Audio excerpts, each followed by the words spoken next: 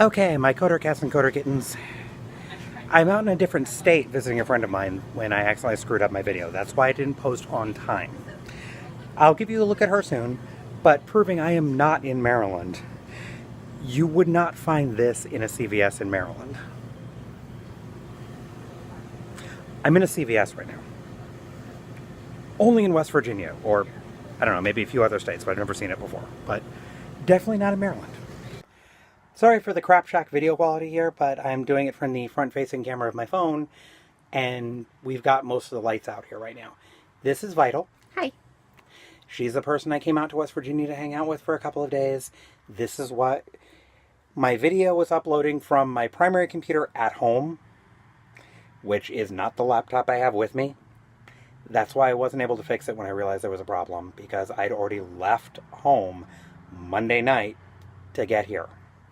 So, I still dropped the ball. It's not really any excuse on my part, but figure I'd let all my favorite coder cats and coder kittens know at least what's up.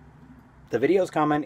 I'm sorry it's not of the normal length, but I was also cutting corners on time to get here and blah. Sorry.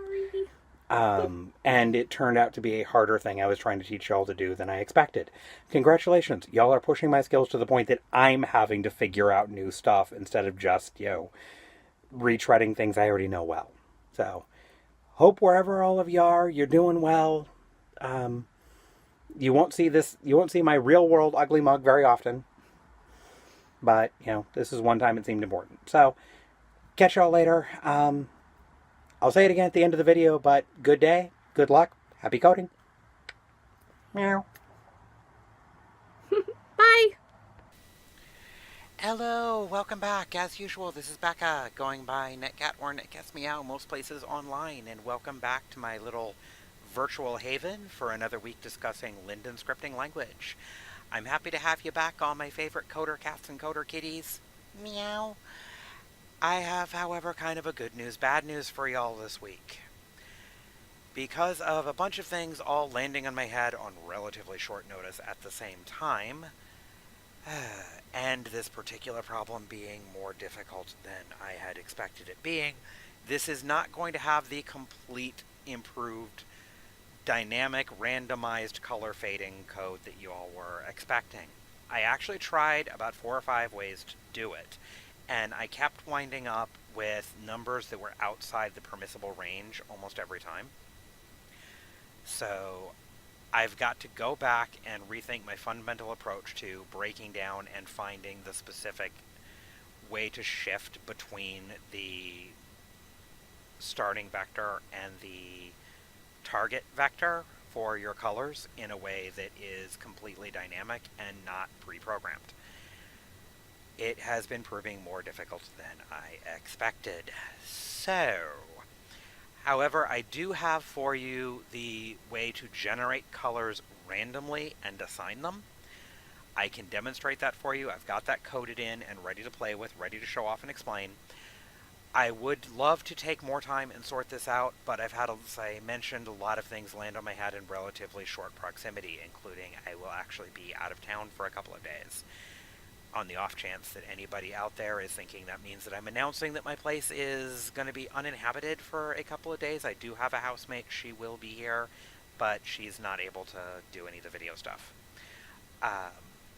The other thing really hitting me is trying to deal with stuff related to an incredibly severe basement flood. At the highest point of the basement, it is over my ankles. Down by where the sump pump is, it is an inch or two higher than that. It's terrifying. Anything down there it's destroyed everything. Our sump pump jammed up with something, and I haven't been able to fix it. It's either the motor's burning out or there's an actual clog in it, and I have not been able to find the clog yet. So at this point, we're looking at having a professional fix that to clear out the basement. But enough of my real life woes. On to what you're here for, a little bit of code. So this part of code is actually easier than you might expect. I took out the stuff for the color changing from the main script just because I was locking it down. It actually involves two parts. The first is right here, which is float choose with our usual bracket for arguments. This is because you can actually make an operation that is keyed to a specific variable type. When you do that, you can then return to give back a copy of that variable to other things, or to give the result of that operation to other things. I could have just put llfrand directly into these spots here, but I wanted to teach you this little trick while I was at it. So if you cast an operation as a specific variable type, you can then return the result of that operation, at which point you can plug that in anywhere you need a particular variable. This is really good if you have a type of random function or a type of detection function you want to use regularly in different places. In this case, we have another one that's cast as a given type, in this case a vector.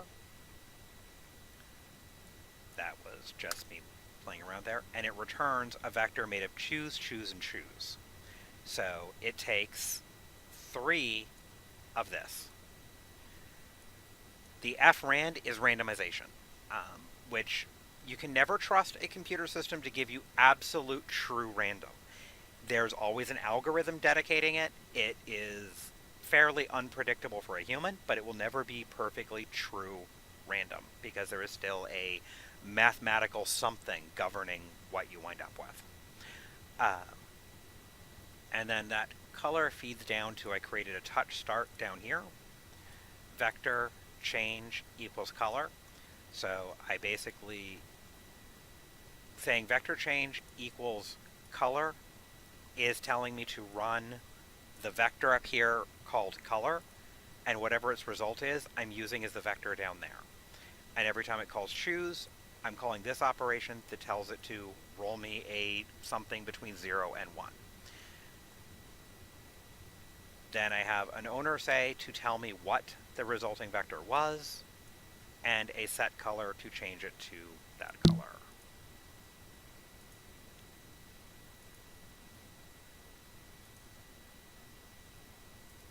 So as you see, it does a pretty decent job of randomizing the colors.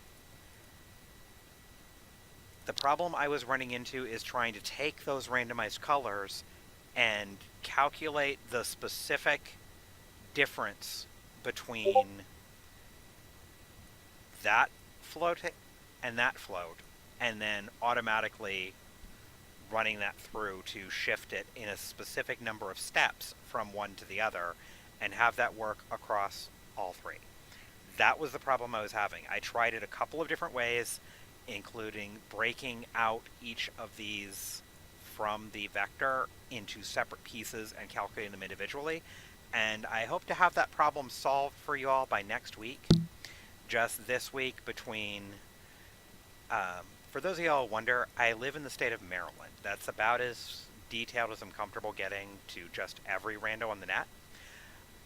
And Maryland has been having truly ridiculous amounts of rain. I mean, I feel like we have got Noah from the Bible as a next door neighbor these days.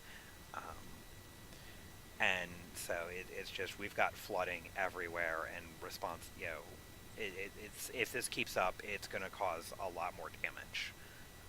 So there's just a lot of trouble going on. But I'm not abandoning y'all. Sorry this is a short video, but life gets in the way sometimes. I will try to have a more comprehensive video that actually solves that problem for y'all next week.